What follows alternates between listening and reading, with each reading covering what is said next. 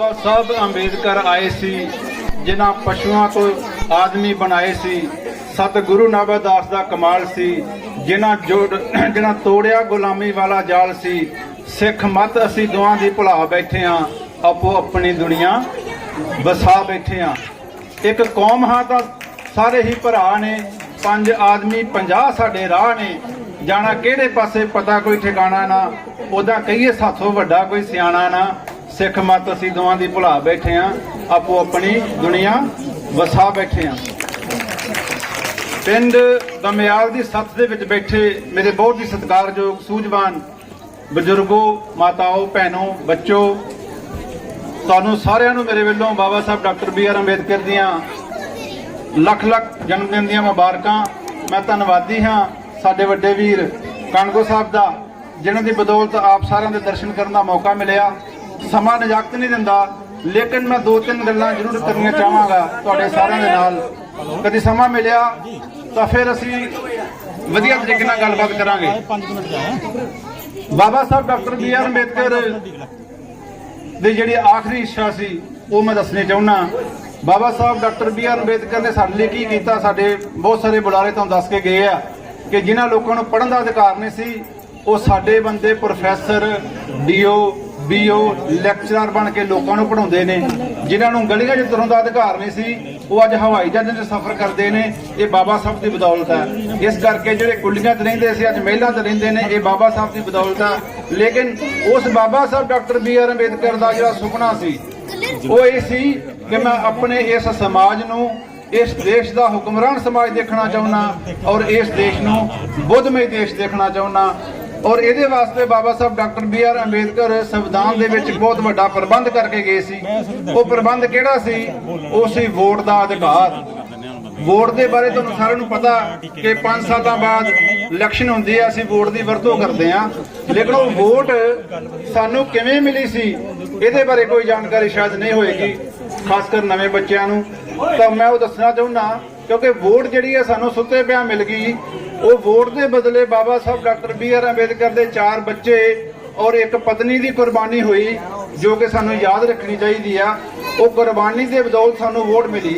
एक कहानी जिहड़ी आ 1932 की आ, जो गोलमेज कॉन्फ्रेंसां होईयां 1930, 31, 32 दे विच, तां आखिरी जिहड़ी कॉन्फ्रेंस सी उहदे विच बाबा साहब डॉक्टर BR अंबेडकर अंग्रेज जिहड़ा प्रधानमंत्री सी उस समय, उहदा नाम सी रामजे मैकडॉनल्ड, ਉਹੀ प्रधान मंत्री साडे देश का सी, भारत का उस समय, क्योंकि अधीन सी अंग्रेजों के साडा देश, वही प्रधान मंत्री सी। तो बाबा साहब डॉक्टर BR अंबेडकर जानते सी कि समा आने वाला अंग्रेजों ने इस देश को छड्ड के चले जाना। तो उस समय तक मुसलमानों नूं, सिखां नूं, ईसाइयां नूं एक वक्री पहचान मिल चुकी सी। लेकिन जिहड़े मौजूदा अज जिहड़े SC ST लोग आ, उदों उन्हां अछूत लोग कहिंदे सी, तो इन्हां दी कोई पहचान नहीं सी। इन्हां नूं जिहड़ा गांधी सी जां हिंदूवादी लोग सी, इन्हां हिंदू गिनदे सी और अपना गुलाम गिनदे सी। इहदी लड़ाई डॉक्टर BR अंबेडकर ने लड़ी। वो कहंदा भी इन्हां नूं एक वक्रे अधिकार चाहिए आ, ये एक वक्री पहचान, इन्हां दी एक वक्रा वर्ग है। ये लड़ाई जो अंग्रेज के सामने रखी तो डॉक्टर BR अंबेडकर एक चीज़ जानते सी कि जब तक मेरा समाज जिहड़ा ये शासन प्रशासन च हिस्सेदारी नहीं लै सकता, उद तक इन्हां दा जीवन नहीं सुधर सकता।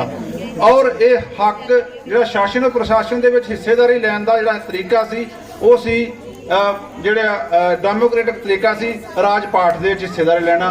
और राजपाठ 2 तरह नाल मिलदा, एक युद्ध करके, एक वोट नाल। तो डॉक्टर BR अंबेडकर जानते जिहड़ा मेरा समाज है लड़ नहीं सकता, युद्ध नहीं कर सकता, हथियार नहीं चला सकता। इस करके अगर इन्होंने वोट का अधिकार मिल जाए तो हो सकता है कभी अपना इन्होंने समझ पै जाए कि वोट की वैल्यू की होंगी है और वो वोट की सही वरतों करके ये अपना राजपाठ लिया सकते हैं। तो बाबा साहब डॉक्टर BR अंबेडकर ने रामजे मैकडॉनल्ड के अगे मंग रखी कि मेरे समाज के लोगों को वोट पाने का अधिकार दिता जाए। ये 1932 की गल आ।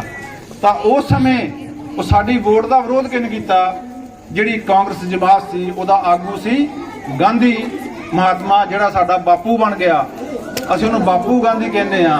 उस बापू ने साडी वोट का हक इन्हां नूं ना मिले इहदा विरोध किया। इन्ना विरोध किया इत्थों तक कहता भी जानवरों की भी कभी वोटां होईयां, भी जिहड़े अछूत लोग है, ढेड़ लोग ने, ये पशुओं के समान ने, कभी भेडां की वोट हुई, कदी गाइयां की भी वोट हुई, कदी खोतियां की भी वोट हुई। वो कहता इन्होंने पता नहीं वोट की वैल्यू की है। क्यों? क्योंकि वो जानता सी कि इन्हां दी गिनती ज़्यादा, ये 100 चों 85 ने, असी 15, इन्हां दी 85 बननियां, असीं राज किहਨਾਂ ते करांगे? वोट का राज आ जाना सी। तो इस करके विरोध करता सी। एक पासे गांधी खड़ा, दूजे पासे बाबा साहब डॉक्टर BR अंबेडकर खड़े ने। वो अपनी जमात की लड़ाई लड़दा, बाबा साहब अपने वर्ग की लड़ाई लड़ते हैं। जो वोट की गल आई तो गांधी ने विरोध किया, लेकिन उसको तर्क कोई नहीं सी विरोध करन दा।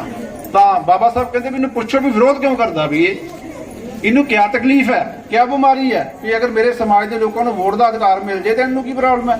तो गांधी ने उस समय एक चाल खेडी। की चाल खेडी? अंग्रेज नूं कहंदा जी ये समाज दे विचों अगर कोई मैट्रिक पास बंदा उन्होंने वोट पाउण दा अधिकार दे दो, मैनूं कोई उजर नहीं होएगा, मैनूं कोई प्रॉब्लम नहीं। दूजी शर्त रखी, इन्हां दे विचों अगर कोई बंदा एक मरबे का मालक है, उन्होंने वोट पाउण दा अधिकार दे दो, मैनूं कोई प्रॉब्लम नहीं। और तीजी शर्त रखी, अगर इन्हां दे विचों कोई बंदा गौरमेंट नूं टैक्स दिंदा, उन्होंने वोट पाउण दा अधिकार दे दो, मैनूं कोई तकलीफ नहीं। ये तिन्नां चों अगर कोई एक शर्त भी पूरी करता, उन्होंने वोट पाउण दा अधिकार दे दो। क्यों? क्योंकि गांधी जानता से तिन्ने शर्तां पूरीਆਂ नहीं कर सकते, क्योंकि ये एक चाल सी उस बंदे की साडे लोकां दा विरोध करन दी, वोटां तो वंचित करन दी। तो बाबा साहब डॉक्टर BR अंबेडकर ने जिहड़ा संविधान इस देश के उत्ते 2100 साल लागू रहा, जिन्हों अज भी BJP वाले जिहड़ी सरकार हिंदू राष्ट्र के नां ते वो मनुस्मृति लागू करना चाहुंदे आ, वो मनुस्मृति जिहड़ी सी अंग्रेजी च ट्रांसलेशन करके नाल खड़ी हुई सी और अंग्रेज दे अगे रखी। कहंदे प्रधानमंत्री जी ये संविधान जिहड़ा साडे ते 2100 साल लगभग लागू रहा, इस संविधान के मुताबिक असीं पढ़ नहीं सकते, असीं 10वीं कित्थों पास कर जाणी। इस संविधान के मुताबिक असीं जमीन नहीं खरीद सकते, असीं एक मरबे के मालिक किवें हो सकते हैं। इस संविधान के मुताबिक असीं व्यापार नहीं कर सकते, असीं टैक्सेबल किदां होते, टैक्स किदां दे सकते हैं। तो ये तिन्ने शर्तां जिहड़ियां ने ये गलत है। ये साडा सिर्फ इस करके विरोध कर रहा कि इन्हां दे वोटां ना बने। तो उस समय बाबा साहब डॉक्टर BR अंबेडकर ने प्रधानमंत्री रामजी मैटाल नूं बोलिया कि तुसीं अपने देश दे विच वोट पाउण दा हक किवें दिंदे हो? उन्होंने कहा जदों साडा कोई बच्चा 18 साल का हो जांदा, असीं उहनूं बालक गिन लैंदे आ कि वो समझदार आ, चंगा माड़ा सोच सकदा, उदों आपां नूं वोट पाउण दा राइट दे दिंदे आ। तो बाबा साहब डॉक्टर BR अंबेडकर ने कहा कि मैनूं भी उही हक चाहिए। तो उस समय सानूं बाबा साहब डॉक्टर BR अंबेडकर ने वोट लैके दित्ती और उहदे नाल दोहरी वोट लैके दित्ती। वो दोहरी वोट की है वो कदे लंबा समा होएगा फिर तुहानूं दस्सांगे। 2 वोटां का अधिकार बाबा साहब ने सानूं लैके दित्ता और उहदे विरोध दे विच फिर की होया? ये गांधी ने आके मरण वर्त रखिया। हुण दसो वो जमात जिहड़ी बाबा साहब नूं हर साल हर पैर पैर ते अपमानित करदी सी, जिहदा अज असीं जन्म दिन मना रहे हां, वो साडी दुश्मन जमात होई। और असीं 50 साल पिछले 75 सालों के 50 साल असीं उन्हां लोकां नूं राज दे दित्ता, उस पार्टी नूं राज दे के रखिया और उन्होंने मां पार्टी साडे बजुर्ग कहंदे रहे हैं कि साडी ये मां पार्टी है। और वो मासियां तो भी भैड़ी सी, लेकिन सानूं इसदा एहसास नहीं होना होण दित्ता। तो बाबा साहब डॉक्टर BR अंबेडकर ने जो वोट लैके दित्ती और उहदे नाल की कीता कि 5 फुट का पर्दा भी लैके दित्ता कि तुसीं ये वोट जिहड़ी आ पर्दे ते जाके पाउणी आ, अपनी किस्मत अपने बच्चों का भविख लिखना और ये वोट की कदर करनी ताकि तुसीं अपना सरकार बना सको। ये सानूं तकीद करके दित्ती। लेकिन असीं वो लोकां ने वोट की कदर किन्नी के पाई, उहदे बारे एक शायर लिखदा है कि हक वोट दा लैण लई मैं लड़ी लड़ाई, चंद नोट जां एक बोतल तुसां कीमत पाई, मिट्टी दे विच रोल दिता है वोट दा गहना, जे चाहुंदे हो तब्दीली तां कुछ करना पैना। करना की है? हुण सवाल ये पैदा होंदा कि करना की है? तुहानूं शायद पता या नहीं पता, इस देश दे विच पहली बार इलैक्शन कदों हुई? ये जदों देश आज़ाद होया 1947 दे विच, 1950 संविधान लागू होया, तां इलैक्शन इस देश पहली बारी कदों हुई? 1952 दे विच। अज 70 साल हो गए कि तुहाडा जिहड़ा हलका ये रिजर्व हलका ये राखवां किहदे वास्ते? अनुसूचित जातियां वास्ते। और 72 सालों तो असीं इन्हां लोकां दे भेजे हुए नुमाइंदियां नूं वोटां पा पा जिताई जाने आ, लेकिन असीं तरक्की करन दे बजाय पिछे चले गए। ये जिहड़ी रिजर्वेशन सी, जिहड़ा रिप्रजेंटेशन की हिस्सेदारी सी, पोलीटिकल रिजर्वेशन जिहड़े साडे असम चौकी बैठे आ पंजाब दे असैंबली दे विच जाके, इत्थों भी एक गया असीं उन्हां नूं जिताने हर वारी, उत्थे जाके सिर्फ जदों उबासी आउंदी आ उदों मूँह खोलदे आ, तुहाडे कोई सवाल जवाब तुहाडे समाज दे नहीं करदे। तुसीं देखिआ होऊगा इस टाइम पंजाब विच इक्को ही शेयर गरजदार नछत्रपाल सिंह, उही बोलदा तुहाडे हक्कां लई जाके, चाहे वो उत्थों नवां शहर तो जित्तिआ, लेकिन जिहड़े बाकी वो नहीं बोलदे। ਇਸ ਕਰਕੇ ਤੁਹਾਨੂੰ ਤੁਹਾਡਾ ਇਤਿਹਾਸ ਸਮਝਣਾ ਚਾਹੀਦਾ। ਬਾਬਾ ਸਾਹਿਬ ਕਹਿੰਦੇ ਜਿਹੜੇ ਲੋਕ ਆਪਣਾ ਇਤਿਹਾਸ ਨਹੀਂ ਜਾਣਦੇ ਉਹ ਇਤਿਹਾਸ ਸਿਰਜ ਵੀ ਨਹੀਂ ਸਕਦੇ। ਕਿਉਂ?